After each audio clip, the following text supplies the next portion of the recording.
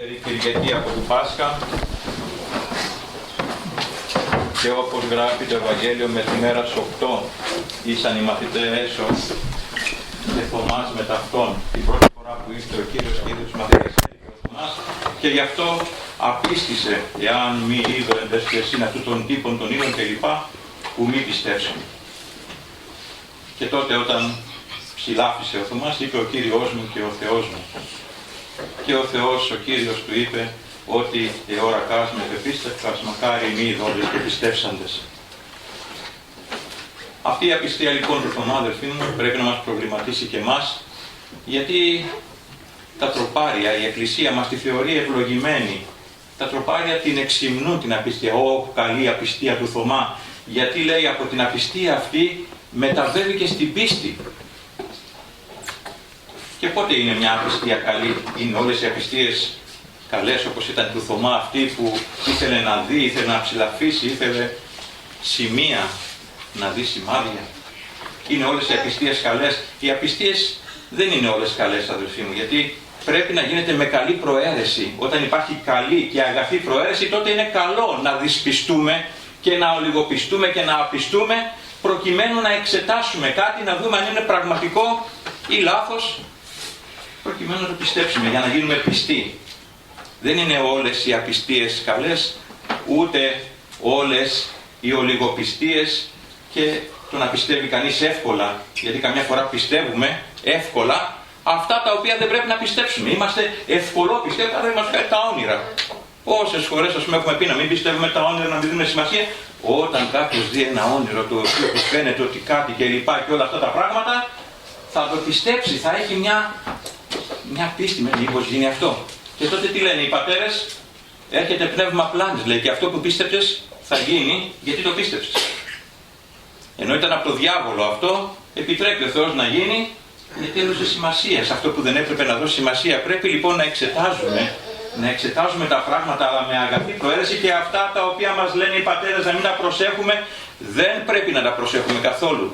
Αυτά τα οποία πρέπει να τα εξετάζουμε, πρέπει να τα εξετάζουμε. Παραδείγματος χάρη, στη σύγχρονη εποχή μας έχουμε πολλά πράγματα τα οποία θα πρέπει να τα εξετάζουμε προκειμένου να τα πιστέψουμε.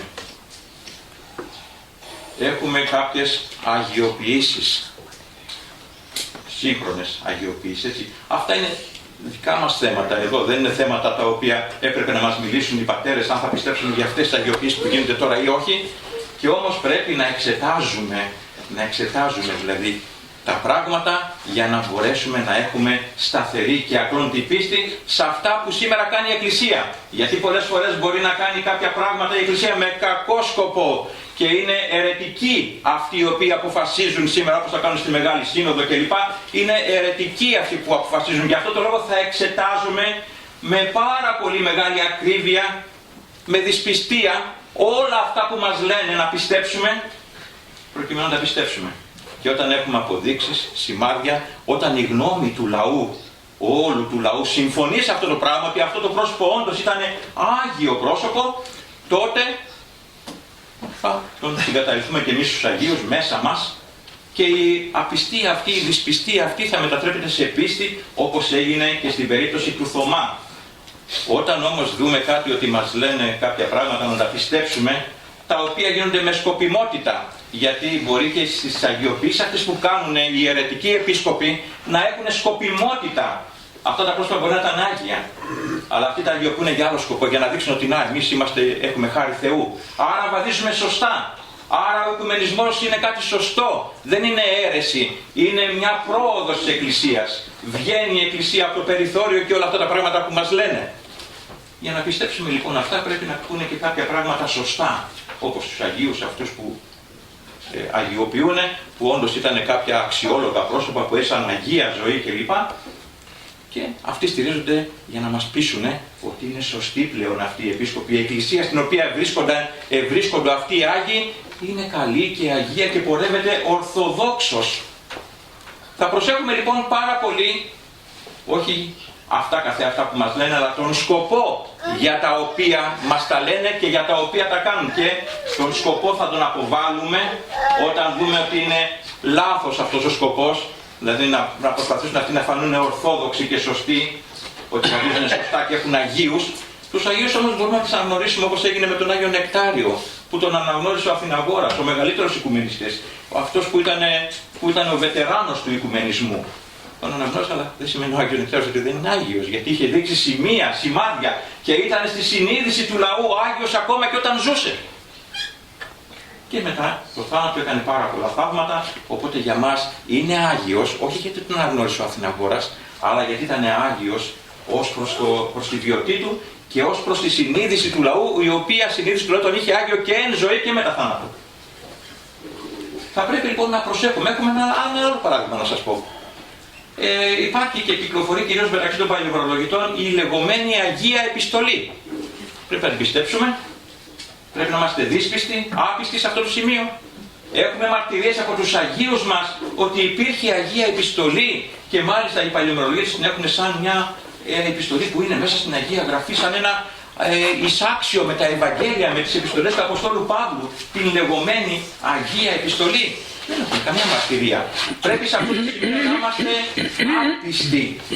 Να εξετάζουμε δηλαδή τα πράγματα και βλέποντας ότι αυτό είναι μια ιστεροβουλία των παλαιομερολογητών για να μας πούνε ότι να όλοι, επειδή γράφει μέσα ότι κάποτε όλοι θα πάνε με το παλιό ημερολόγιο και θα μεταστραφούν στο παλιό ημερολόγιο, επειδή το ημερολόγιο το έχουν κάνει δόγμα πίστεως εισάξιο με το δόγμα της Αγίας Τριάδος, γι' αυτόν ακριβώς το λόγο και την Αγία Επιστολή την πιστεύουν αυτοί, αλλά εμείς δεν πρέπει να την πιστέψουμε. Θα πρέπει λοιπόν στις ημέρες μας να έχουμε μια δυσπιστία, ευλογημένη δυσπιστία, με καλή και αγαθή προαίρεση. Ό,τι εξετάζουμε, με καλή και αγαθή προαίρεση θα μας φωτίσει ο Θεός να βρούμε το σωστό. Όταν όμως εμείς, όπως είναι σήμερα, οι δύσπιστοι και οι άπιστοι, οι ορθολογιστές, αυτοί δεν πιστεύουν, αλλά με κακή προαίρεση προσπαθούν να εξετάσουν με τη λογική τους τα σημάδια της πίστεως. Και βέβαια δεν είναι το δόγμα το δικό μας, το πίστευε και μία ερεύνα.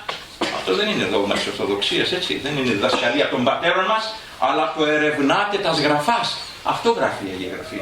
Ερευνάτε τας γραφάς. Να ερευνούμε λοιπόν, αλλά με αγαθή προαίρεση. Αυτοί λοιπόν οι ορθολογιστές, οι δύσπιστοι και οι άπιστοι που κοιτούν να βρουν κάποια σημεία, κάποια ψεγάδια, κάποια αδύνατα μέρη για να κατηγορήσουν την πίστη, ξεκινούν με κακή προαίρεση. Ξεκινούν με κακή προαίρεση και γι' αυτό δεν φωτίζονται το Θεό για να βρουν την αλήθεια. Θα πρέπει λοιπόν να ξεκινούμε πάντοτε με αγαθή προαίρεση, ερευνώντας, να μην πιστεύουμε στο δικό μας λογισμό, ποτέ να μην πιστέψουμε στο δικό μας λογισμό ότι αυτό είναι σωστό και αυτό είναι λάθος, εκτός αν έχουμε μαρτυρίες των Αγίων, κάτι που το γράφει η Αγία Γραφή, οι Ιεροί Κανόνες και οι Πατέρες της Εκκλησίας μας, οπότε είμαστε κατατοπισμένοι. Δεν πιστεύουμε πάλι το λογισμό μας, αλλά πιστεύουμε τους Αγίους. Όταν όμως δεν έχουμε μαρτυρίες από τους Αγίους, πρέπει να είμαστε δύσπιστοι στα σημερινά γεγονότα που μας λένε να τα πιστέψουμε. Και να κοιτάμε και το σκοπό που μας τα λένε για να τα πιστέψουμε και να εξετάζουμε και τα ίδια τα γεγονότα αν θα πρέπει να τα δεχθούμε ή όχι. Γιατί θα πλανηθούν πολλοί στις ημέρες μας και ειδικά στις επερχόμενες ημέρες, στους καιρούς τους επομένους, που θα μας πούνε άλλοι δεν είναι τίποτα το σφράγισμα, άλλοι θα μας πούνε είναι, άλλοι θα μας πούνε σφραγίσου, ο Χριστός είναι στην καρδιά σου, δεν είναι στο χέρι σου. Και όλα αυτά τα πράγματα πρέπει για να πιστέψουμε κάτι, έτσι, γιατί είναι θέμα πίστεως και αυτά. Είναι θέματα πίστεως, βασικά θέματα πίστεως, για τα οποία μας έχουν μιλήσει οι πατέρες. Και όμως εδώ θα προσπαθήσουν να μας αλλάξουν τα μυαλά, οι σύγχρονοι πατέρες, οι επίσκοποι και οι άλλοι όλοι, που θέλουν να μας αποπλανήσουν για να σφραγιστούμε, για να πάμε με τον Αντίχριστο. Και ας μας έχουν μιλήσει οι πατέρες καθαρά. Και λένε ότι ο Αντίχριστος, τι λένε σήμερα πολλοί, ο Αντίχριστος είναι η αντίχριστη κατάσταση. Είναι κατάσταση, δεν είναι πρόσωπο. Λένε πολλοί σήμερα από τους Ορθοδόξους. Έτσι, και οι πατέρες μας είπαν ότι είναι πρόσωπο.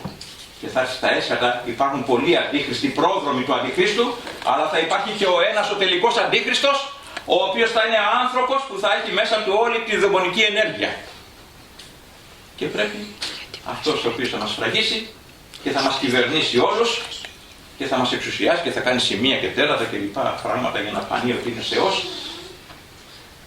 θα πρέπει να προσέξουμε να μην τον δεχθούμε.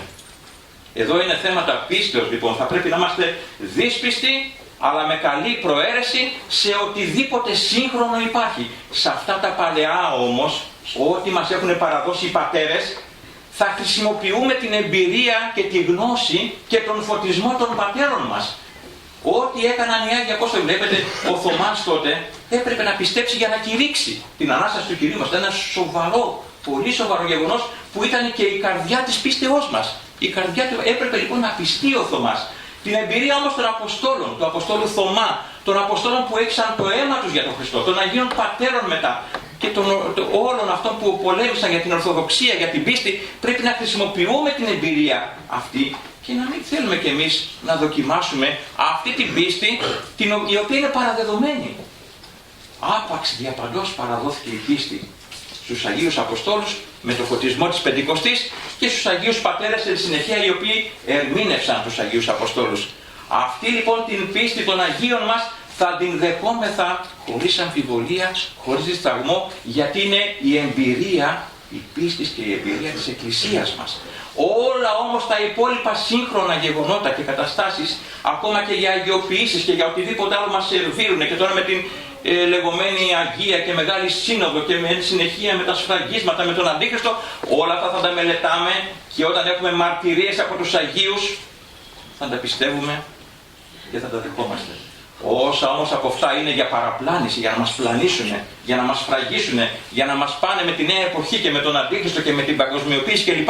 Αυτά θα πρέπει να σταθούμε απλά, γιατί θα συμβεί το εξής. Επειδή θα μας βολέψει μια κατάσταση τέτοια να δεχθούμε το σφράγισμα και οτιδήποτε, θα πούμε, κοιτάξτε, το λέει η Εκκλησία. Θα σταθούμε σαν δικαιολογία να χρησιμοποιήσουμε αυτά τα οποία λέει η δήθεν λέει η Εκκλησία, προκειμένου εμείς να συμβιβαστούμε και να μην ακολουθήσουμε το σταυρικό δρόμο, τον ανηφορικό δρόμο, τον μαρτυρικό δρόμο, ο οποίος σημαίνει ότι θα πρέπει να πεινάσουμε, θα πρέπει να μην έχουμε φάρμακα και οτιδήποτε άλλο χρήσιμο για τις ανάγκες της ζωής μας, και εμείς δικαιολογούμενοι ότι το είπε η Εκκλησία, το έκαναν οι Επίσκοποι, το Πνευματικός, το Άγιο Όρος, οτιδήποτε τέτοιες δικαιολογίες θα βρούμε προκειμένου να συμβιβαστούμε και εμείς και να αναπάσουμε τη συνείδησή μας ότι σωστά βαδίζουμε τώρα στα έσχατα χρόνια.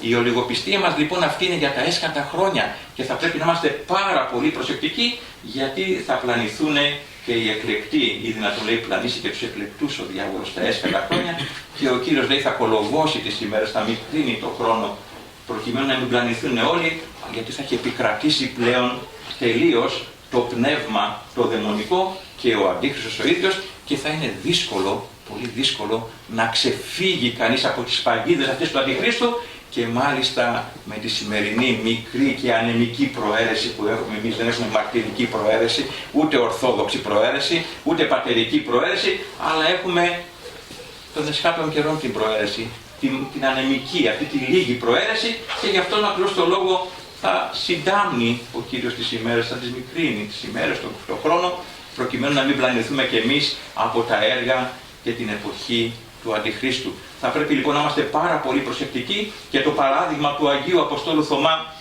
να το έχουμε μπροστά μας, ειδικά στις ημέρες μας, για το τι πρέπει να δεχθούμε από αυτά τα οποία έρχονται σαν πίστη μέσα μας ή και στην Εκκλησία κυκλοφοράει, και για το τι πρέπει να απορρίψουμε, ώστε να μην πλανηθούμε στα έσχατα αυτά και πονηρά χρόνια στα οποία βρισκόμαστε.